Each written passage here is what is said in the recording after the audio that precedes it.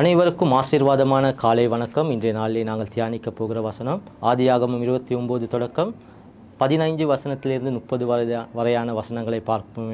ஆனால் விதைக்கிறதையும் அறுவடை செய்கிறதை குறித்து நாங்கள் பார்க்க போகிறோம்.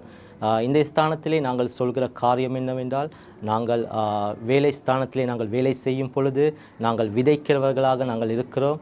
நாங்கள் மாத கடைசியிலே நாங்கள் சம்பளத்தை நாங்கள் பெருகும் பொழுது அறுவடை செய்கிறவர்களாக நாங்கள் இருக்கிறோம். அதே போல் நாங்கள் தேவனுக்காக காணிக்கைகள் தசம பாகங்களை நாங்கள் கொடுக்கும் பொழுது நாங்கள் விதைக்க உள்ளவர்களாக நாங்கள் இருக்கிறோம். தேவன் தாமே எங்களை அறுவடை செய்கிறவர்களாக இருக்கிறார். அதே போல் நாங்கள் ஊழிய காரியங்களாக நாங்கள் விதைக்கிறவர்களாக மற்ற காரியங்களுக்குள்ளாக நாங்கள் செய்யும் பொழுது, தேவனுக்காக நாங்கள் விதைக்கும் பொழுது ஆண்டவர் எங்களுக்குரிய அறுவடை காலத்தை எங்களுக்கு கொடுக்கிற தேவனாக இருக்கிறார்.